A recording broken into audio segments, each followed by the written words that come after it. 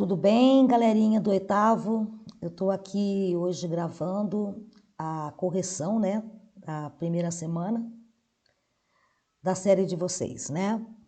E a gente vai fazer a correção dos pets por semana e eu espero que eu consiga sanar as dúvidas e mesmo assim vocês podem também me chamar pelo WhatsApp, tá bom? Esse período de pandemia, um frio danado aqui. Mas vamos aí, vamos tentar explicar a primeira semana e corrigir com vocês, ok? Então, a correção da primeira semana tá aí. Então, o tema dessa primeira semana, os ideais luministas. Conteúdos relacionados. Vamos conceituar iluminismo e liberalismo. Quais seriam as mudanças introduzidas por esses movimentos que moldaram o mundo ocidental contemporâneo? O novo mundo que estava começando, né? E esse antigo regime aí, que tanto atrapalhava os iluministas, que os iluministas tanto queriam derrubar, né? Então, vamos ver lá. O iluminismo foi um movimento intelectual que surgiu durante o século XVIII na Europa, que defendia o uso do quê? Da razão, da ciência, contra o antigo regime, que se chamava trevas. Por que trevas? Porque o pessoal vivia mais na religião, mais voltada à reza. Vocês lembram que eu falei muito do feudalismo para vocês? Da igreja medieval, dos feudos, da agricultura, do campo, né? E esse iluminismo, ele vinha pregar uma maior liberdade econômica. Por quê? Antes era tudo muito concentrado nas mãos do rei, né? Depois do feudalismo, teve os reinos, né? A formação dos reinos, Portugal, Espanha, os estados absolutistas, os reis absolutistas. Então, o iluminismo é um movimento do século XVIII que vem para tentar quebrar esse antigo regime. O iluminismo ele promoveu mudanças políticas, econômicas e sociais, né, baseadas nos ideais de quê? De liberdade, igualdade e fraternidade, que é até o lema da Revolução Francesa. Então, a gente vai saber que o iluminismo influenciou fortemente a Revolução Francesa, a Revolução Americana, a Inconfidência Mineira aqui no Brasil, de Tiradentes, tá? E ele tinha o apoio da burguesia, já falamos muito da burguesia, pois os pensadores dos burgueses tinham os interesses em comuns deles, né? A burguesia, ela era aquela classe que ficava ali intermediária, tinha o poder político, mas não tinha o poder econômico. Então, tinha o poder econômico, mas não tinha o poder político.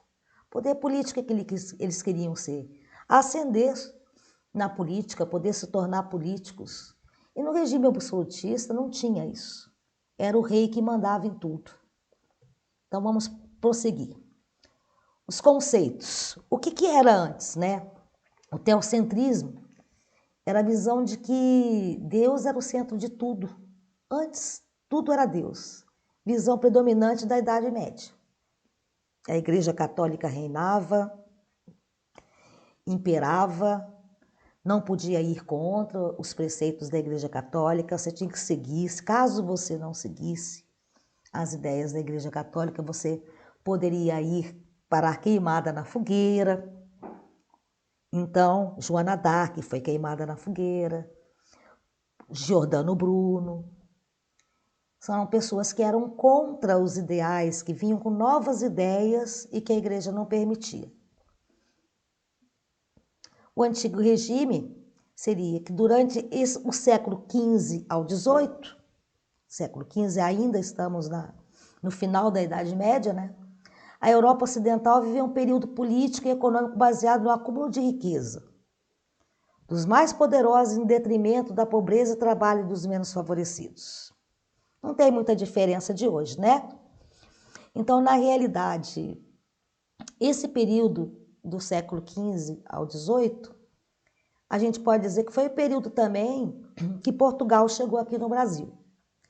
Eles queriam o quê? Acumular metal, ouro e prata, ter as colônias, colonizar, catequizar os índios, acumular capitais. Esse era o objetivo desse antigo regime que ainda preponderava no tempo da nossa descoberta. Tanto é que a gente foi descoberto por Portugal, ou achado, né? E o Portugal tinha o quê? Rei. Esse período da história deram o nome de Antigo Regime, a fase que exemplifica a transição da Idade Média para a Idade Moderna. É aquela fase no meio, porque na história a gente não pode dizer que acabou a Idade Média em 1453 e em 1454 começou a Idade Moderna. Não, existem períodos de transição. A história é transição, ok? Vamos seguir. O antropocentrismo. Antes era o teocentrismo, Idade Média, Deus, concentrado tudo com ele. O iluminismo traz aquela coisa do antropocentrismo que vem do grego antropos, humano, e kentron, que é o centro. Então, que significa que o homem é o centro de tudo. Agora já é o oposto lá de trás. Antes era Deus, era tudo. Agora não. As ideias iluministas trazem esse processo de trazer o homem para o centro do mundo. O homem pode fazer, o homem pode produzir, o homem pode mudar a vida que ele quer. A vida que ele quer ter, ele pode fazer essa modificação. Não tem impedimento de Deus aí. Ele pode realizar suas ações no mundo. Então vamos prosseguir. Você imagina que todos estavam satisfeitos com a estrutura da sociedade moderna? O que vocês acham disso? É uma coisa para se pensar. Esse povo que estava reivindicando, estava gostando desse tipo de sociedade nova, dessa sociedade moderna? Eu imagino que vocês tenham respondido que não, né? Então, a leitura do texto. Os pontos mais importantes, tem um texto aí que tem para vocês lerem, né? E que eu peguei os pontos mais importantes do texto do Pett.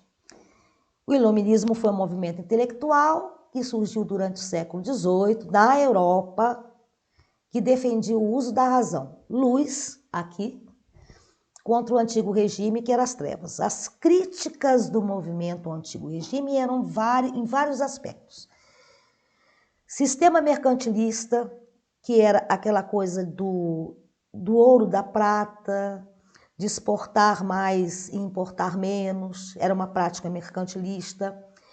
A colonização de terras, chegar na terra, colonizar uma terra nova, não se importando com as pessoas que moravam lá, como aconteceu com os portugueses aqui, com os espanhóis, que fizeram aquilo com os incas, com os maias, com os astecas, né?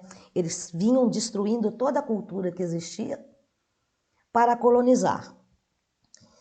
E o absolutismo monárquico, que eles queriam derrubar, e o poder da igreja.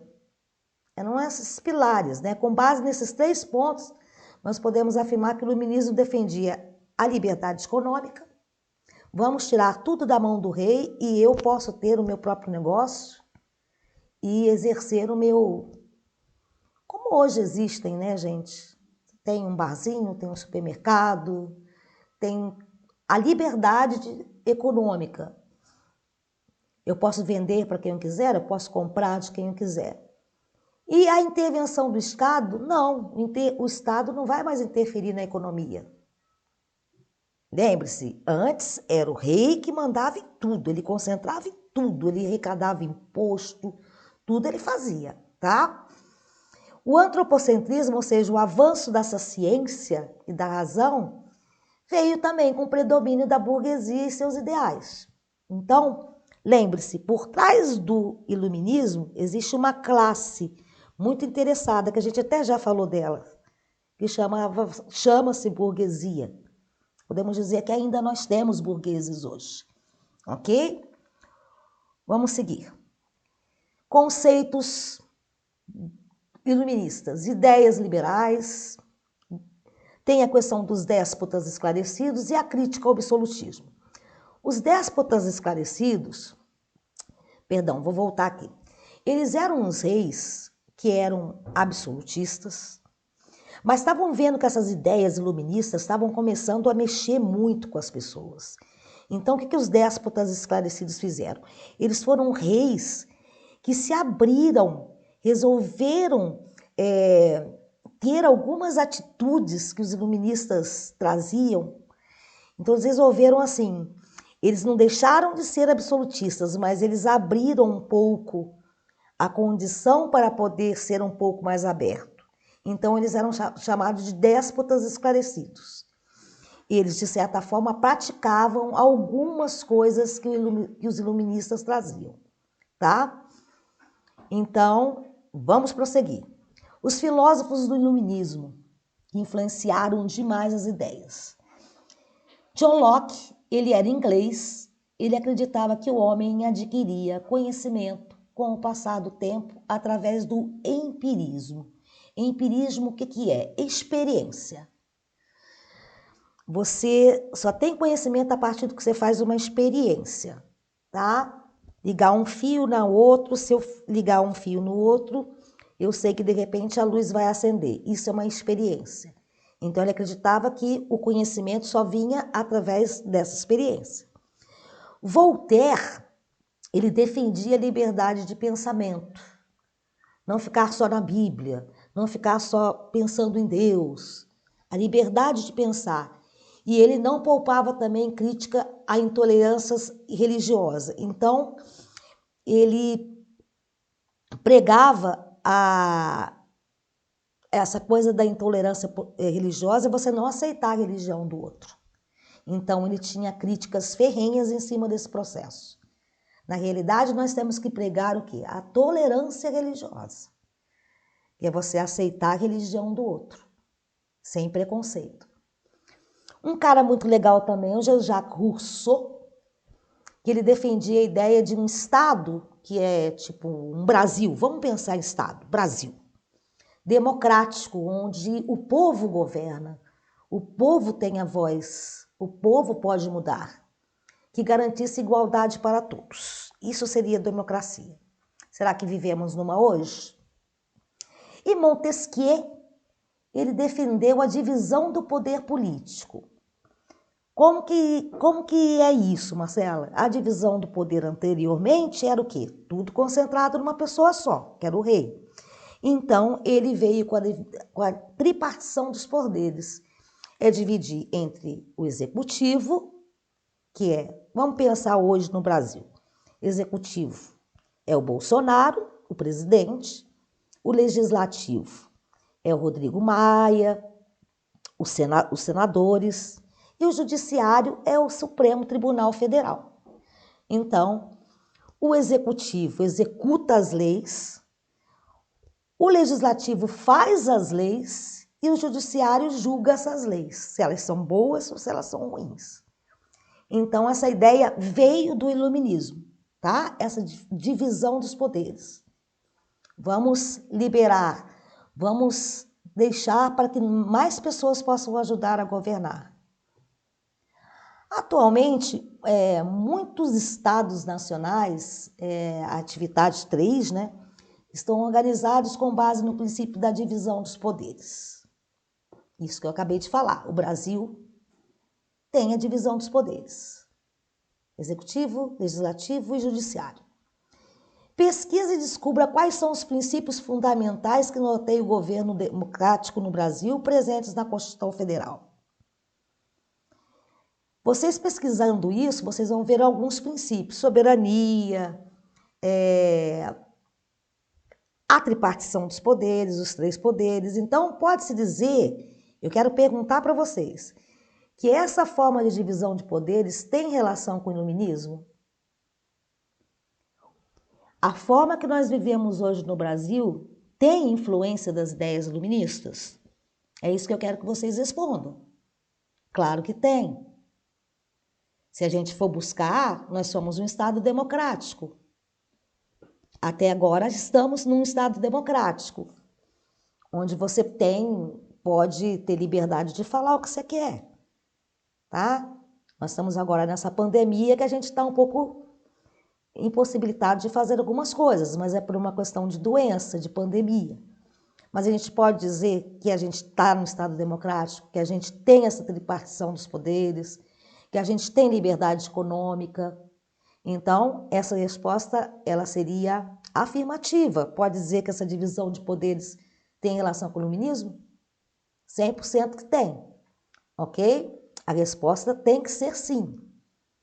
E se você puder colocar novas coisas, estabelecer qual é essa relação, seria importante. Não colocar só sim, né?